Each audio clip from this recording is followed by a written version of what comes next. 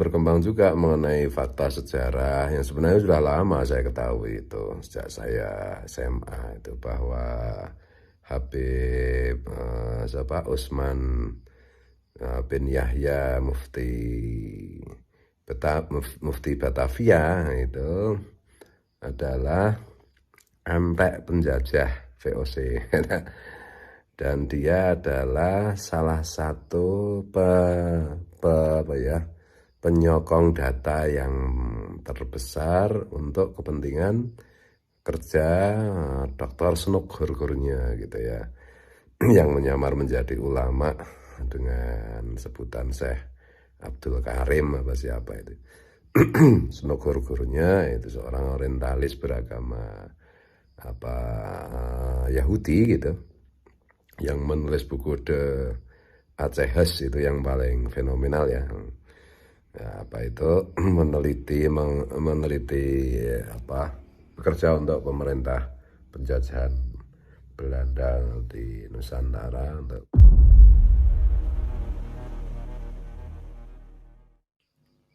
saya disclaimer dulu ya. Saya kan sebagaimana orang Indonesia lainnya pengikut mazhab Imam Syafi'i. Dan Imam Syafi'i itu bukan Dzurriyyatur Rasul. Kenapa saya ikuti? Ya karena kalau soal agama ini adalah soal ilmu, bukan soal dzurriyat atau tidak dzurriyat. Dan saya juga pengamal sholawat, simtoduror, bahkan saya dapat ijazah dari Habib Anis Solo gitu. Saya juga membaca Rotibul Haddad, Rotibul Atos, Wirdul Latif, karena saya mutabangah ke guru sekumpul. Apakah beliau-beliau ini Dzurriyyatur Rasul atau tidak, itu bagi saya tidak masalah gitu. Karena ini rotib ini kan ilmu, bukan soal dzurriyat atau tidak dzurriyat gitu. Nah, mencermati diskursus mengenai Syekh Ubaidillah itu apakah benar putra dari Sayyidina Ahmad bin Isa al-Muhajir, ini kan terus berjalan gitu. Dan saya sudah bikin status gitu bahwa sampai kiamat pun itu penemuan dari Kiai Haji Maduddin Osman tentang Syekh Ubaidillah itu bukan putra kandungnya Sayyid Ahmad bin Isa al-Muhajir, itu sampai kiamat pun itu nggak bisa dibantah gitu.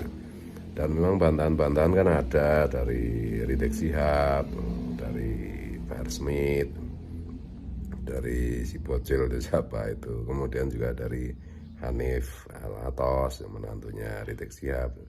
Tapi semuanya itu kan bantahan-bantahan itu terbukti dalam tanda petik tidak ilmiah gitu kan, bisa dipatahkan oleh Kiai Maduddin Osman maupun juga yang sekarang the rising star itu Kiai Nur Ihya yang di Surabaya, yang di Ngampel itu ya.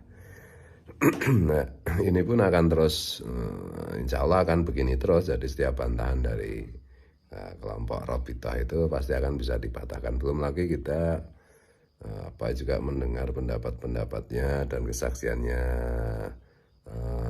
Sayyid Zulfikar Basaiban kan gitu ya.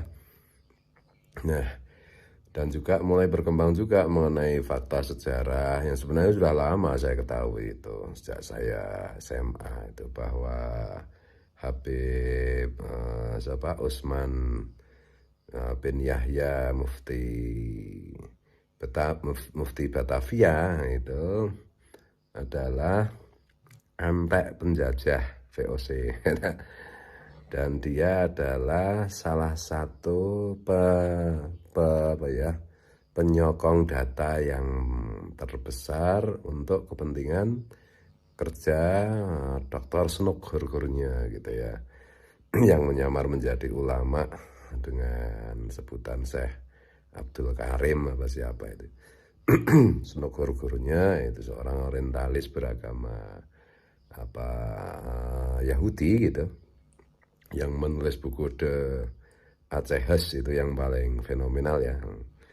ya, apa itu meneliti apa bekerja untuk pemerintah penjajahan Belanda di Nusantara untuk bagaimana agar bisa menundukkan perlawanan umat Muslim terhadap penjajahan gitu, dan menyamar sebagai ulama dan bisa masuk, bahkan bisa masuk ke ke Mekah, ke Madinah gitu, bisa mengelabui ulama-ulama Timur Tengah atau ulama-ulama Hijaz bisa dikelabui. Nah, salah satu anak buahnya kan Habib Usman bin Yahya Mufti Batavia, Mufti Betawi gitu, itu anak buah yang, dan foto-fotonya juga ada gitu.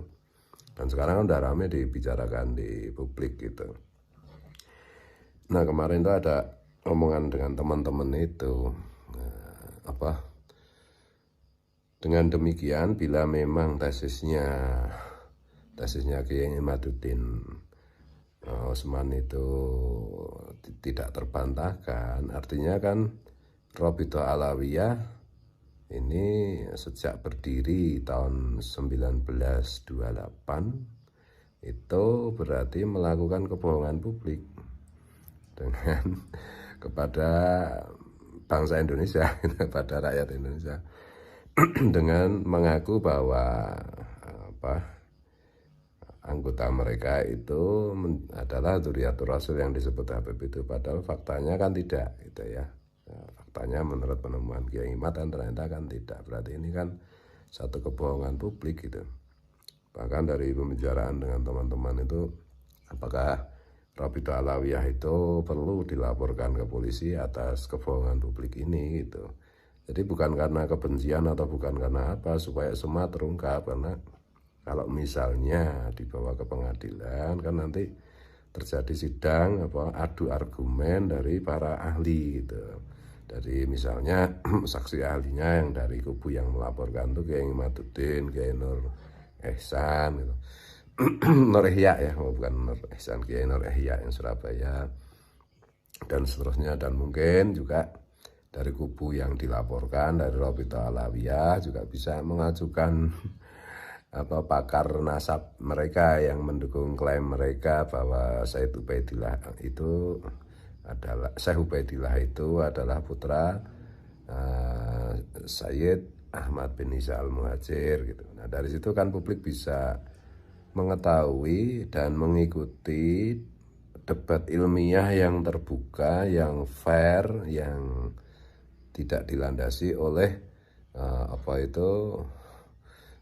suka atau tidak suka, dan dengan cara yang lebih terbuka, bukan dengan cara yang dalam tanda petik itu taktik gerilya gitu. Misalnya Rabithah Alawiyah yang bikin surat edaran begini dan begitu membantah gitu. Kemudian ada bocil-bocil buzzer mereka ngomong ngawur tanpa dasar ilmiah gitu.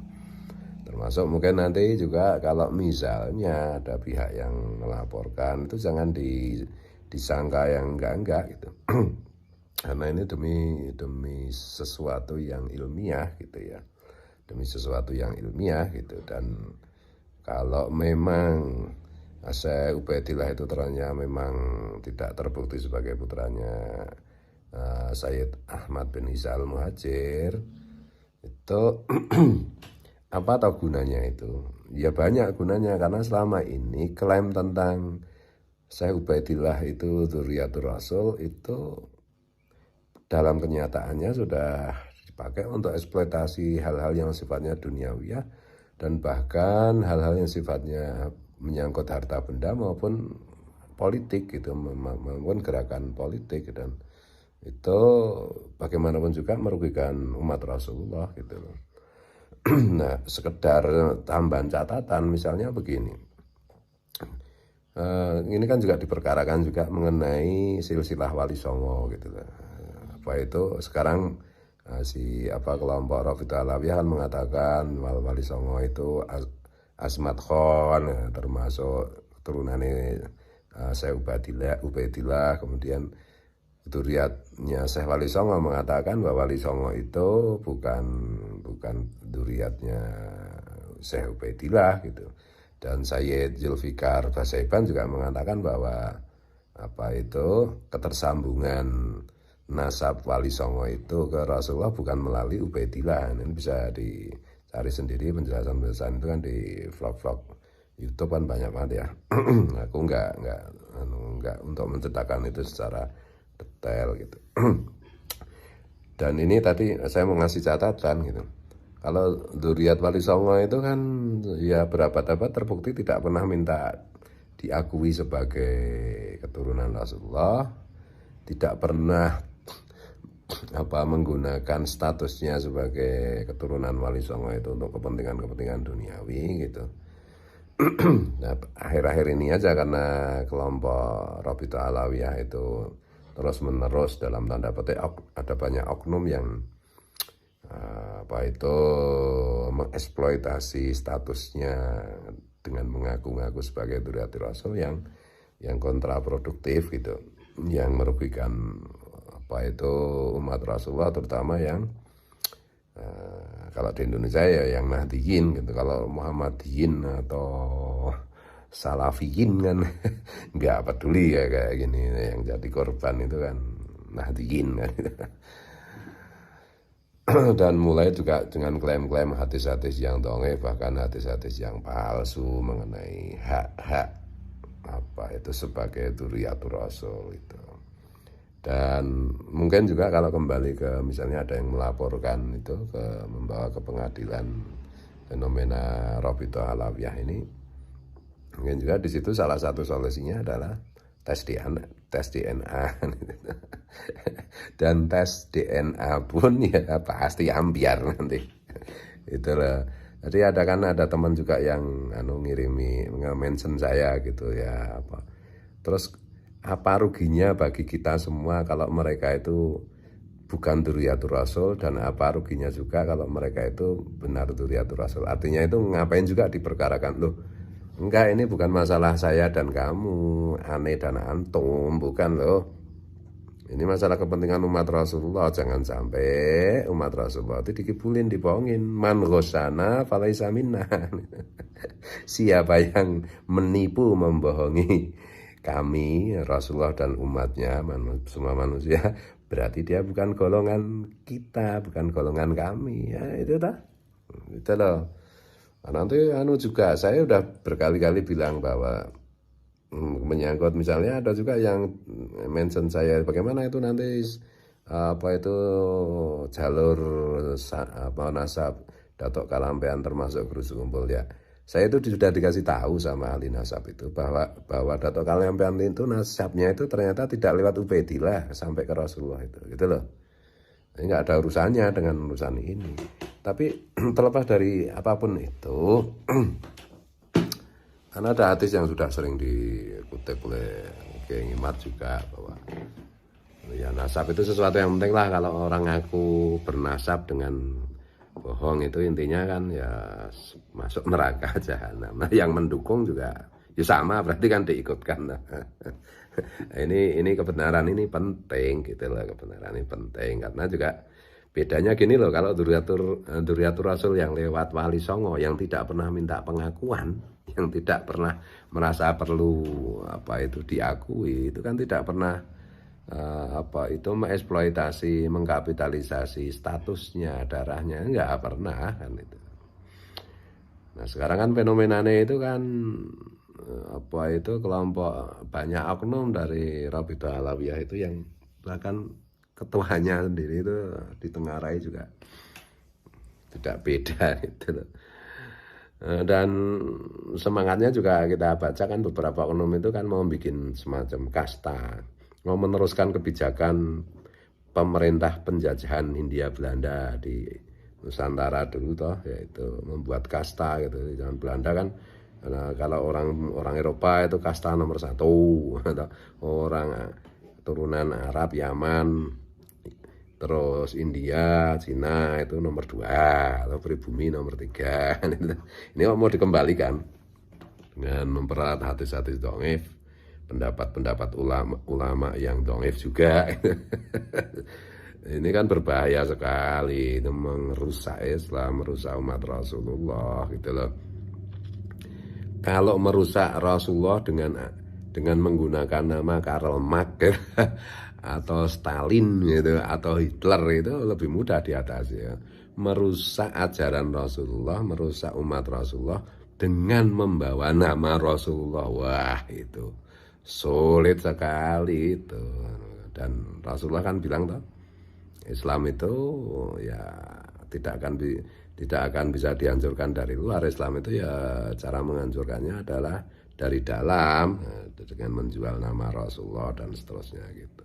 Migrasi orang-orang Islam berpindah ke agama lain itu bukan karena itu secara umum itu bukan karena agama lain itu berdakwah untuk mengajak umat Islam ke agama mereka, tapi faktanya gitu loh, orang Islam itu pindah agama karena kecewa dengan sesama orang Islam, yaitu Islam bagian katrok-katrokan, galak-galakan, keras-kerasan itu. Kemarin tuh saya ngomong begini sama teman-teman guru SMA gitu yang kebetulan silaturahim, sahabat-sahabat saya dulu. Sekarang juga tetap bersahabat itu. Saya bilang jangan keras-keras, nanti pada murtad nanti gitu. Nah, guru agama itu Pak Imam namanya, sahabat saya itu, aktivis Muhammadiyah kebetulan. Beliau ceritain, kemarin itu ada anak perempuan itu dulu saya paksa pakai jilbab, udah mau pakai jilbab, tiba-tiba bulan kemarin saya ketemu dia itu kok nggak pakai jilbab lagi ya. Saya tanya, Dok, kamu sekarang nggak pakai jilbab lagi? Nah, jawabnya sangat mengejutkan. Maaf Pak Imam, saya sekarang bukan muslimah, saya sekarang masuk agama Nasrani. Nah gitu. Kemudian ada teman Pak Heru sahabat saya juga, guru SMA juga, itu dia bilang, anak saya itu kalau suruh kemarin tuh saya tuh agak keras menyuruh, ayo salat le, mungkin saya agak keras nadanya atau gimana itu. Anak saya langsung jawab gini, kalau saya dipaksa salat terus saya mau pindah agama aja Pak. Itu ya. Jadi ya yang kita lakukan semua ini kan untuk kepentingan umat Rasulullah gitu ya. Kira-kira kayak begitu. Jadi kembali soal Rabithah Alawiyah itu apakah perlu dilaporkan ke polisi? Ya terserah aja. Tapi kok saya itu semacam ada kekhawatiran pasti nanti ada kelompok-kelompok tertentu yang melihat diskursus ini, pada akhirnya mungkin akan mengambil keputusan untuk melaporkan Rabithah Alawiyah gitu ya. dengan tuduhan melakukan kebohongan publik ya, kebohongan publik hampir 1 abad ya. Yang nggak tahu siapa yang harus dilaporkan, apakah lembaganya, apakah tuntutannya itu, apakah penjara, apakah lembaganya dibubarkan atau gimana, yang nggak tahu. Tetapi yang saya garis bawahi yang jauh lebih penting itu adalah bahwa nanti akan terjadi diskusi ilmiah di pengadilan dan terbuka gitu loh, bukan selintat-selintut gitu. Bukan asal bunyi terus bocil aja gambleh itu, enggak mutu kayak gitu. Jadi perang vlognya itu kadang-kadang asal bunyi kan gitu, nggak ilmiah sama sekali gitu. Terus kemudian juga asal menghead gitu ya, asal menyerang dengan kebencian gitu ya. Bahkan webnya Kiai Imaduddin aja diretas gitu. Ini juga IG saya juga diretas lagi ini. Saya nggak bisa main IG ini. Ya nggak apa-apa. Dan jauh lebih penting lagi itu pertaruhan kita kan sekali lagi hidup ini singkat ya nanti di akhirat, nanti kalau kita udah di alam barzah lah, bikin reuni lah. Siapa yang benar, siapa yang salah, siapa yang membela umat Rasulullah dan siapa yang jualan agama. Kalau keliru ya minta maaf ya.